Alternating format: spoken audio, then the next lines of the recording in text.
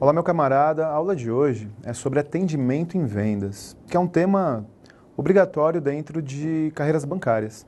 Então, você que se prepara para o Banco do Brasil, para se tornar escriturário do Banco do Brasil, ou técnico bancário da Caixa Econômica Federal, que são os dois cargos correspondentes, precisa entender qual é a abordagem de atendimento. Olha só, tem uma diferença importante.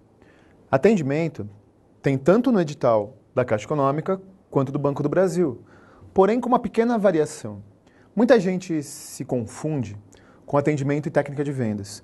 Inclusive, é muito comum, quando você estuda para concurso, apostilas, livros ou aulas misturarem os dois temas, né? Ao invés de você ter um curso de atendimento e um curso de técnica de vendas, você tem um curso de atendimento e técnica de vendas. Por isso que existe uma certa confusão. Então, assim, como que o Banco do Brasil, em que a banca organizadora tradicionalmente é a SES Gran Rio, trata o tema?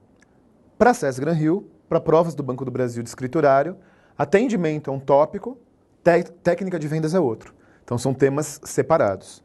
Já na CESP-UNB, que é a banca para técnico bancário da Caixa Econômica Federal, existe só um tópico chamado atendimento e um dos itens de atendimento é técnica de vendas. Então existe essa diferença, você tem que ficar esperto sobre isso. E, Rezendão, mas como eu sei quando a aula, quando a questão, quando o tema é de atendimento e quando eu sei que é de técnica de vendas? Qual é a diferença fundamental? A diferença fundamental é que atendimento é mais humano, tem a ver mais com o sentimento do cliente, tem a ver mais com a postura do vendedor. Então é normal uma questão de atendimento, por exemplo, falar de tom de voz, falar de palavras que eu devo utilizar ou não, postura no telefone, vestimenta. Eu não posso ir para um atendimento bancário com a camisa do Corinthians no dia que o Palmeiras acabou de perder a Libertadores para o Boca. Provavelmente muitos não vão adquirir o meu produto. Deu para entender? Eu não posso utilizar, por exemplo, uma vestimenta que represente opção ideológica, religiosa, porque isso pode se contrapor ao cliente que vem conversar comigo. Então isso tudo é atendimento. Técnica de vendas não. Técnica de vendas é mais técnico. Técnica de vendas é mais teórico. Então essa é a diferença fundamental. Se eu fosse resumir em um termo, eu diria que atendimento tem muito a ver com comportamento. E técnica de vendas tem muito a ver com método. Metodologia, regra, essa é a diferença. Então, em técnica de vendas você vai encontrar regrinhas pré-estabelecidas há anos. No atendimento não, tem a ver com a postura, tem a ver com o comportamento. E o comportamento muda.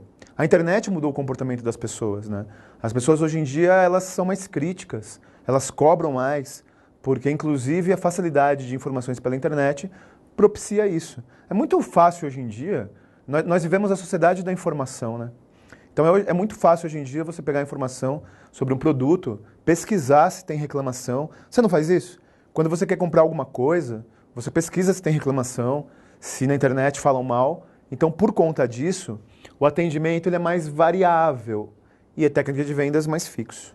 Essas são as abordagens. Na aula de hoje, eu vou trabalhar um tema que literalmente está descrito no edital do Banco do Brasil, mas também é abordado na Caixa Econômica Federal. Um tema muito importante. Eu diria que é o objetivo do atendimento. O atendimento tem um objetivo, né? O atendimento em vendas tem um objetivo que é você concretizar a venda, é óbvio. Mas, além de concretizar, adianta concretizar a venda e o cliente sair insatisfeito? Adianta concretizar a venda e o cliente nunca mais aparecer para comprar na sua loja, no teu banco, na tua escola? Então eu diria que a aula de hoje é sobre aquilo que é fundamental para o atendimento, que é a satisfação e a retenção do cliente. Vem comigo, vamos desenrolar. Olha só, para começar a falar de satisfação e retenção, eu tenho uma pergunta para você. É melhor conquistar ou manter? É melhor conquistar ou reter? Como assim melhor, Rezendão? Você concorda que é melhor algo que gere menos custo para a empresa? Tanto a conquista de novos clientes, quanto a retenção de clientes já existentes, gera custo para a empresa. Não gera receita. A receita é a consequência, né? Mas reter é melhor do que conquistar. Sabe por que reter é melhor do que conquistar? Porque é mais barato. Olha, deixa eu falar uma coisa. Tem algo muito engraçado que eu falo nas aulas do presencial. A aula de atendimento é só você pensar no relacionamento amoroso. Pensa no teu namoro, pensa no seu casamento, que você vai acertar todas as questões. É incrível como os temas de atendimento, como os teóricos de atendimento, eles tratam as coisas como se fosse um relacionamento amoroso. E né? Você tem um relacionamento com a pessoa que está te vendendo. Eu tenho um relacionamento com quem eu estou entregando o meu serviço ou oferecendo o meu produto. Então, na verdade, olha que interessante.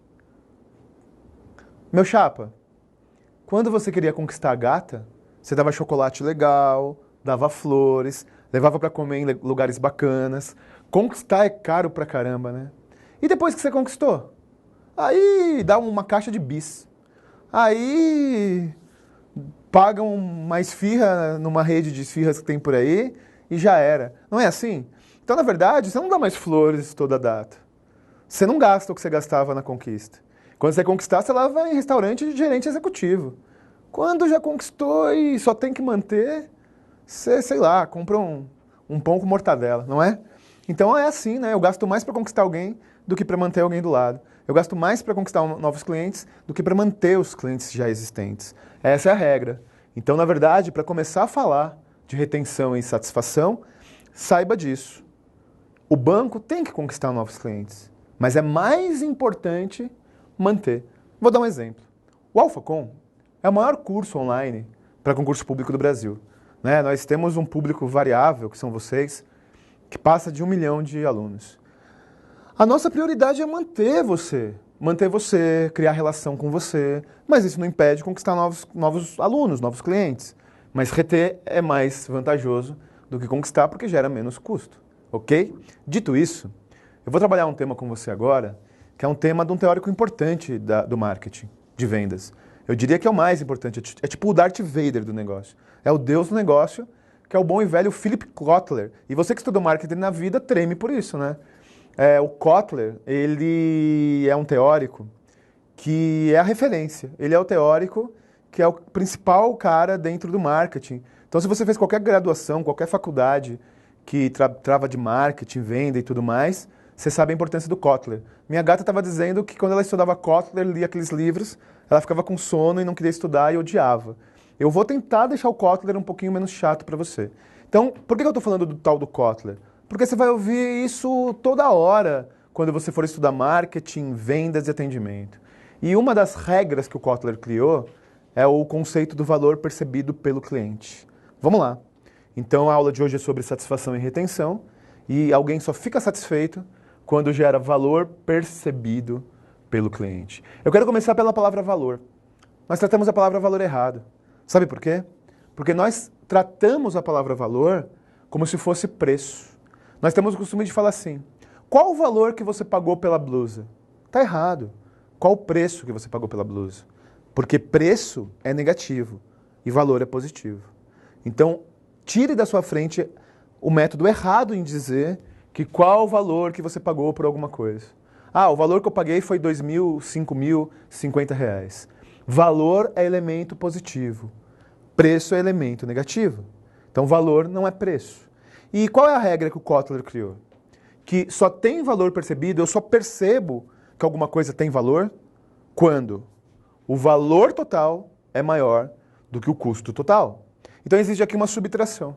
Eu pego tudo que é positivo, setinha para cima, pego tudo que é negativo, setinha para baixo, e faço uma subtração. Se isto for maior do que isto, o cliente percebeu o valor. Se isto for maior que isso, não gerou o valor percebido, não gera satisfação, não gera retenção. Deu para entender? Por exemplo, para você assistir uma aula no presencial, existem custos. Custo não é preço apenas, hein? Preço é um custo, mas não só.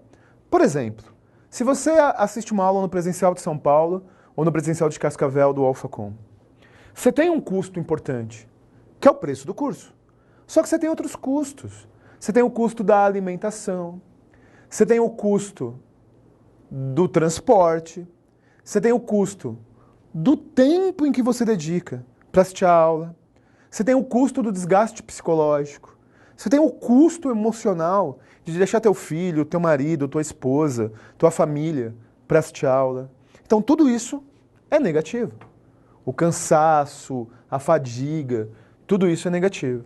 Mas por que mesmo tendo esse monte de coisa negativa, e no online também, né?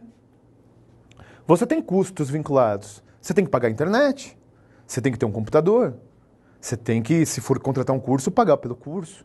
Ficar sentado na carteira que você está sentado que gera dor nas costas. Porque mesmo tendo custos, você é aluno. Porque mesmo tendo custos, você vem para o presencial, você assiste a aula do online. Porque os elementos positivos compensam, geram percepção de vantagem. Qualidade do curso, organização da escola, planejamento de aula, limpeza do espaço físico, tudo isso, segurança que a empresa pode dispor para você, qualidade no atendimento, qualidade no bem ou no serviço prestado. Então o Kotler diz que quando o valor é maior que o custo, gera valor percebido e gera satisfação. Deu para entender? Regrinhas para você não esquecer. Valor não é preço e custo não é preço. Valor é positivo, preço é negativo. Custo não é só preço. E o preço é um dos elementos de custo. Tá claro isso? Se não tiver, põe aí no comentário do vídeo, eu entro e desenrolo depois com você. Vamos aproveitar esses vídeos também para fazer uma interação. Então, se você tiver alguma dúvida sobre o tema, Rezendão, como aborda tal tema? Rezendão, como trabalha com isso? Escreve aqui no vídeo, eu entro aqui, comento com você, converso com você, para a gente tentar desenrolar, me comprometo a entrar aqui nos comentários do vídeo para tirar sua dúvida. Então, dito isso, né, explicadas as regras do valor percebido pelo cliente, vamos desenrolar agora os elementos de satisfação. Vem comigo, vamos trabalhar aqui os elementos de satisfação. Em primeiro lugar, o que é a satisfação? O que gera satisfação? A satisfação é gerada quando os resultados eles são ou menores, ou maiores, ou muito maiores ou iguais à expectativa. Então, satisfação é uma relação entre expectativa e resultados. Qual a expectativa que você tem no curso? Qual foi o resultado obtido? Qual a expectativa que você tem de comprar tal carro? Quais foram os resultados obtidos? Qual a expectativa que você tem de adquirir um produto ou serviço bancário? Quais os resultados? Quando, atenção, quando o resultado está abaixo da expectativa, não gera satisfação. Quando o resultado está acima da expectativa, gera mais do que a satisfação. Então, me responde uma coisa. Quando você compra um produto, quando você contrata uma prestação de serviço, o que você espera? Você espera que os resultados estejam aquém ou além? Não, você espera que correspondam à sua expectativa.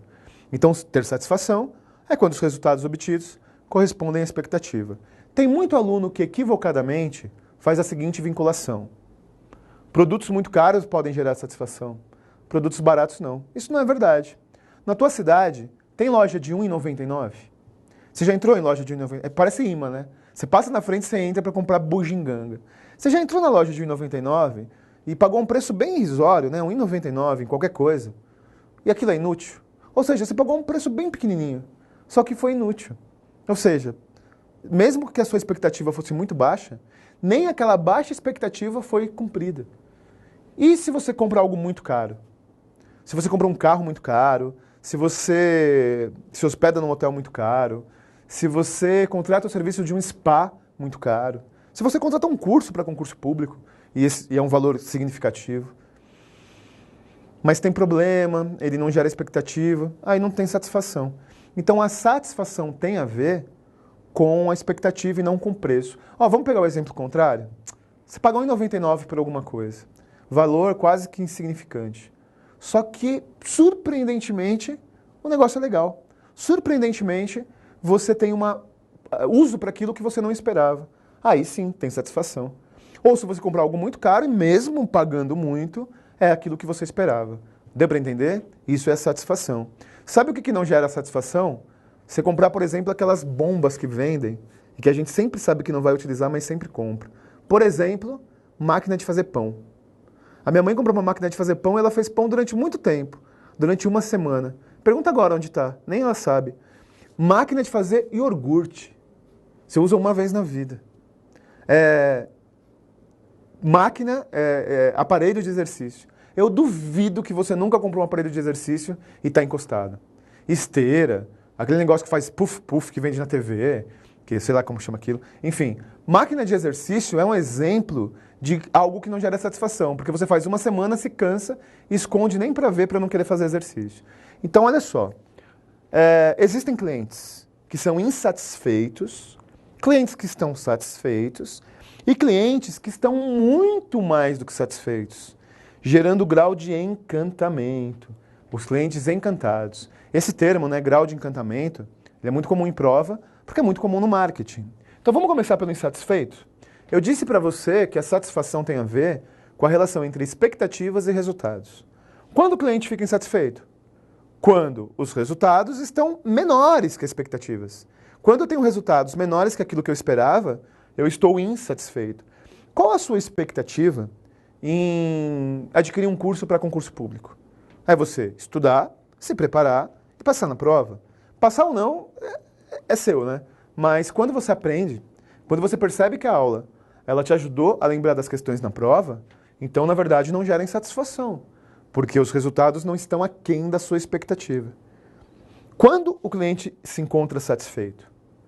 É quando o resultado não está nem aquém nem além. Está exatamente dentro da minha expectativa. Então, se eu tinha uma expectativa de ter tal resultado, e o resultado corresponde exatamente àquilo que eu esperava, gerou satisfação. E quando gera muito mais do que satisfação? E quando gera grau de encantamento? Quando o cliente fica encantado? O cliente fica encantado quando os resultados são muito melhores do que as expectativas. Olha, eu não te falei que é igual relacionamento? Você sai com alguém, porque você está interessado em alguém. A pessoa não tem um bom papo, nem beija bem. Você fica insatisfeito. Você sai com essa pessoa e ela é exatamente aquilo que você esperava, pro bem ou pro mal. Você não pode reclamar, né? Você está satisfeito porque cumpriu aquilo que você esperava. Mas e quando você se surpreende positivamente? E quando a pessoa surpreendentemente é mais interessante pessoalmente do que numa conversa por celular?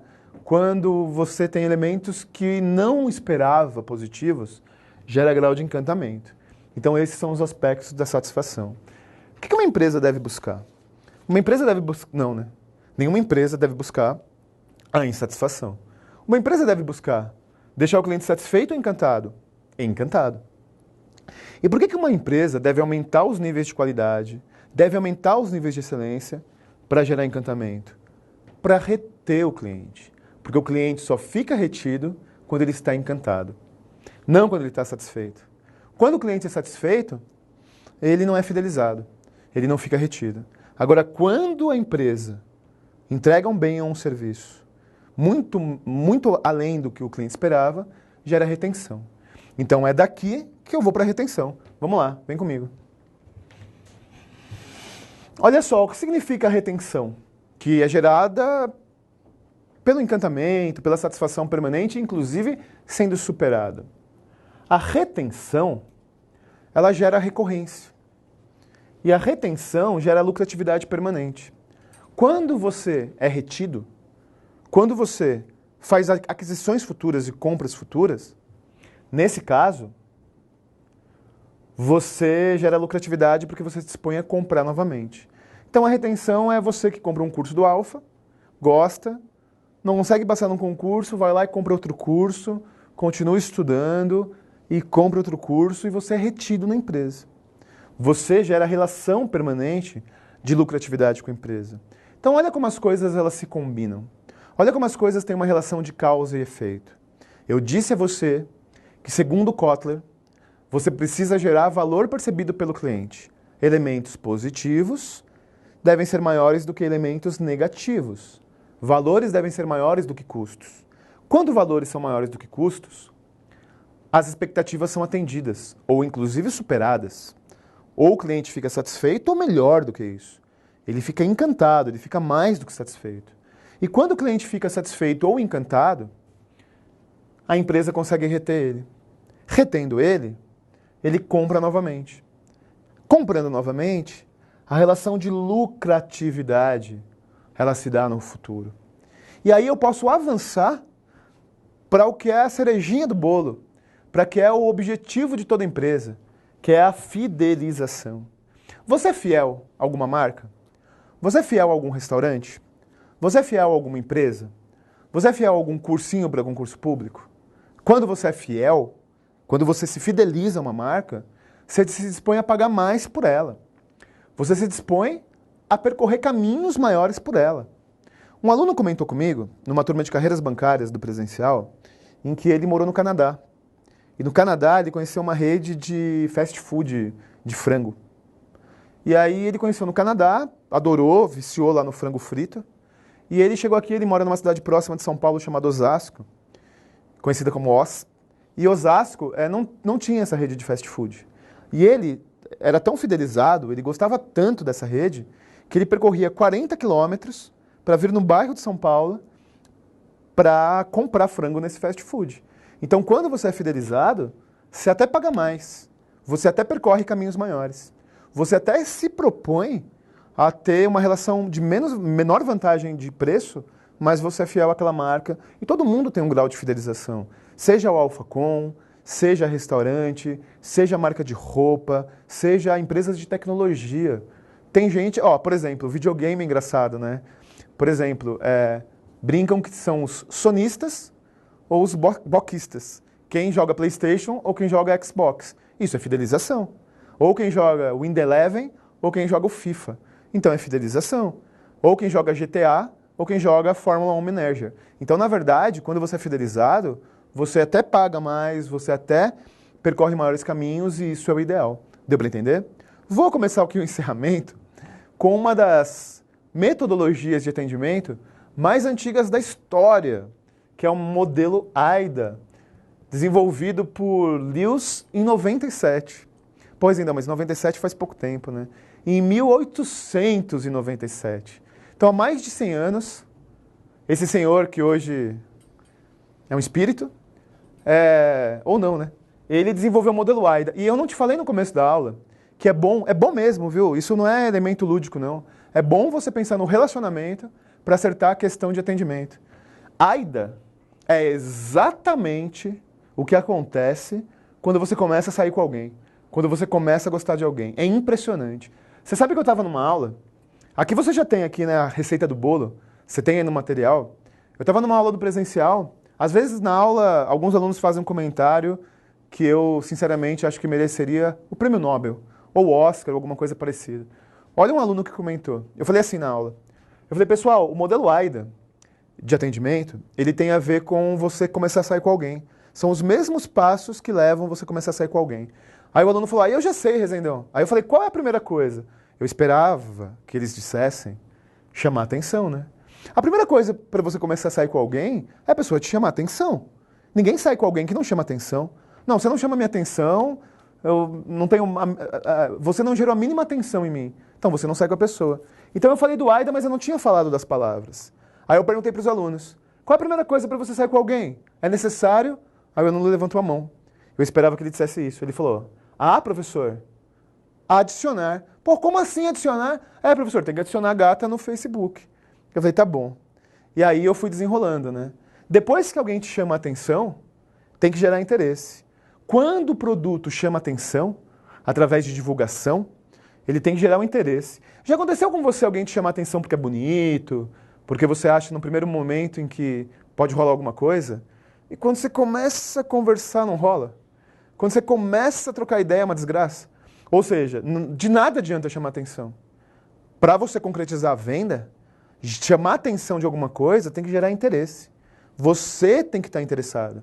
Você tem que ter um interesse desperto. Quando o interesse é desperto, aí qual é o próximo passo? Gerar desejo. Não é assim no relacionamento? Alguém te chama atenção. Você conversa, a pessoa é legal, gente boa, agradável, gera interesse. Só que esse interesse pode ficar na amizade, ou esse interesse pode avançar para o desejo. E depois que gerou o desejo, qual o próximo passo? Aí o mesmo aluno, olha o que ele falou. Não, Rezendão, agora eu sei, desculpa, agora eu vou me redimir. Primeiro eu já adicionei no Facebook. Aí eu conversei no inbox, rolou um interesse. Aí depois rolou... Na aula ele falou isso. Aí depois rolou um nudes, rolou o desejo. Aí esse aí só pode ser acasalamento. Como assim acasalamento? é ação. Que ação? Da venda. É assim que acontece. Então, primeiro, chamou a atenção. Como que uma empresa chama a atenção do cliente? Por propaganda, por promoção, divulgação, por banner. Enfim, num banco, não tem aqueles banners falando dos produtos? Não tem aqueles banners falando dos serviços que eles oferecem? Então é para te chamar a tua atenção. Quando o cliente ou banner começa a explicar quais as vantagens, gera interesse. Quando é feita a proposta comercial, gera o desejo e o próximo passo é a venda. O Lewis, ele diz o seguinte, e ele diz lá há mais de 100 anos, se não chama atenção, nunca gera interesse. Se não gera interesse, nunca gera o desejo pela compra. Se não gera o interesse desejo pela compra, nunca gera a ação da venda. Olha como tem lógica isso. Eu nunca vou me interessar por algo que não me chamou atenção. Eu nunca vou desejar algo que não gerou interesse. E eu nunca vou adquirir algo que eu não desejo. Então é dessa forma que se trata produtos e serviços bancários. São os passos necessários para o marketing entender como trabalha, para o atendimento entender como trabalha e assim por diante. Caso caia Lewis ou caso caia modelo AIDA, são os 4 passos correlacionados e interdependentes para gerar relação de venda. Olha só, deixa eu te falar uma coisa. Essa aula, ela teve o objetivo de apresentar para você como atendimento em vendas cai em carreiras bancárias. E é óbvio que se o nome da matéria é atendimento em vendas, sempre o enfoque é aquilo que o escriturário do Banco do Brasil, é aquilo que o técnico bancário da Caixa Econômica Federal devem fazer para gerar a venda, né? O atendimento em vendas não tem o objetivo de ser legal, não tem o objetivo de ser gente boa, tem o objetivo de vender. Então eu comecei a trabalhar com você na aula de hoje com o valor percebido pelo cliente, que é de outro teórico, que é o do Kotler, do Philip Kotler. Kotler é um dos deuses de vendas e marketing. O Kotler ele desenvolve o conceito do valor percebido pelo cliente. E o valor percebido ou agregado pelo cliente é quando os aspectos positivos juntos são maiores que os aspectos negativos. Depois eu expliquei para você que reter alguém na minha empresa é muito menos custoso do que conquistar alguém. Porque para conquistar alguém eu tenho que me aproximar desse alguém, eu tenho que convencer esse alguém, e quem está retido já está aproximado, já está convencido. Então a retenção é menos custosa que a conquista. Eu não estou dizendo que o banco não pode ter novos clientes. Eu estou dizendo que ele tem que apostar mais na manutenção e na fidelização do que na conquista. E aí eu expliquei que existe a insatisfação, que é quando o cliente não tem suas expectativas atendidas. Existe a satisfação, quando as expectativas são completamente atendidas. Ou o encantamento, quando são superadas as expectativas. E isso gera a retenção, a relação de lucratividade permanente, levando ao desejo que toda empresa tem de fidelização. E terminei falando do Lewis, que criou um método que mais parece o método de começar a namorar com alguém, que é o método de chamar atenção, vitrine, propaganda, divulgação.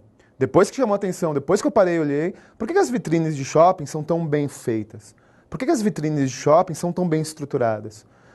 Para você parar e dar uma olhada, para você parar e perceber. Por que tem cartaz de cinema? Para você parar e prestar atenção. Depois que gera atenção, você tem que gerar interesse. Você tem que dar informações em que a pessoa pense, estou interessado. Mas não é necessário só o interesse. Esse interesse tem que despertar o seu desejo de aquisição, o desejo de posse, o desejo de receber a prestação de serviço. E tudo isso tem que desembocar na ação da venda propriamente dita. Deu para entender? Deixa eu te falar uma coisa. De nada adianta você assistir essa aula e, repito, fique à vontade de postar eventuais dúvidas aqui nos comentários, que eu entro a cada 2 dias, a cada 3 dias, para eventualmente tirar sua dúvida sobre a matéria. Você precisa fazer exercício, você precisa perceber na prática como tudo isso que eu falei cai em prova. Cai Kotler na prova, cai Lewis na prova, cai satisfação, retenção, valor percebido pelo cliente na prova. Procura questões anteriores do Banco do Rio Grande do Sul, Banco do Brasil, Caixa Econômica, para você perceber como tudo isso que eu falei é abordado na sua prova, e aí você vai começar a se tornar um especialista nessa matéria, que não cai em todo concurso, mas para carreiras bancárias é fundamental. Muito obrigado pela sua presença, pela sua paciência em assistir esse vídeo e estou com você na sua caminhada. Força e honra e até a próxima. E aí, curtiu o vídeo? Então clica no gostei, deixa o seu comentário, compartilhe com os seus amigos e, claro, não esqueça, inscreva-se no nosso canal. Até mais!